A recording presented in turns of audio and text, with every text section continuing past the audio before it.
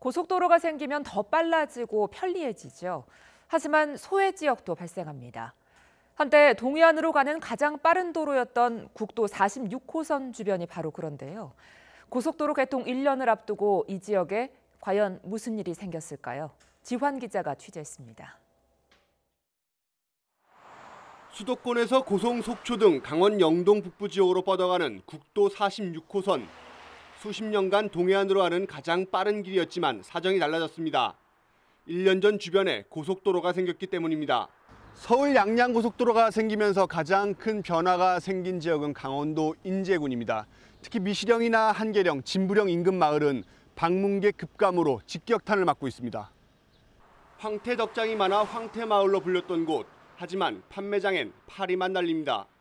요즘 같은 때는 평일에는 뭐 장사가 거의 안 되고 용대리 황태마을이 유명한 곳이잖아요. 그래도 주말 장사 정도에 그치고 있고 아예 영업을 포기하기도 합니다. 대형 휴게소와 특산물 판매장이 있던 곳입니다. 문은 굳게 닫혔고 바닥에는 쓰레기만 뒹굴고 있습니다. 넓은 주차장은 텅 비어 있고 찜질방과 식당 역시 문을 닫았습니다. 임대료를 감당하지 못한 건데 주방 시설까지 그대로 두고 떠났습니다. 사정이 비슷한 폐점 업체가 도로 주변에 수두룩합니다. 70% 뭐 이상 줄어버렸으니까 이건 안 되는 거죠. 적자예요, 적자. 적자인데 주시는 다 한꺼번에 문 닫기도 못하고 이러니까 지금 운명 겨자먹고 이렇게.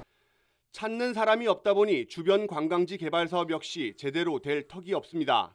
진부령 정상에 있는 스키장. 2000년대 초반 경영 악화로 문을 닫은 후 회생하지 못하고 있습니다. 군데군데 페인트가 벗겨지고 시설은 녹슬어 흉물로 남았습니다. 최근 자치단체 차원에서 스키장을 리모델링해 종합 리조트로 만들 계획이었지만 실제 투자가 이루어지지 않으며 결국 무산됐습니다. 문제는 이뿐만이 아닙니다. 수천억 원 혈세가 투입돼야 하는 곳도 있습니다. 46번 국도와 연결되는 미시령 민자터널, 만든 지 10년 지난 유료 터널인데 고속도로가 생기며 문제가 심각해졌습니다. 통행량이 없어 수익이 줄어들 경우 민간 사업자에게 세금으로 차액을 보장해야 합니다. 관광객들이 고속도로를 주로 이용하며 터널 이용자 수는 3분의 1 토막이 난 상황. 계속 이럴 경우 개통 당시 계약한 2036년까지 사업자에게 물어줘야 하는 금액이 수천억 원에 이를 전망입니다. 지금 딱 9% 선순위가 딱 9% 돼 있으니까 저희가 지금 실시간으로 변경할 수 있는 그게 따로 없어가지고 좀 답답한 거예요. 근데 이제 우선 지금까지 나온 자치단체의 대안은 주변 관광시설을 더 개발하고 터널 이름을 바꿔 사람들을 더 찾게 한다는 겁니다.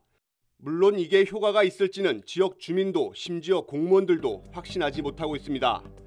동해안으로 가는 고속도로 개통 1년, 하지만 그 이면에는 길을 잃고 황폐해지는 46번 국도의 눈물이 있었습니다. YTN 지환입니다.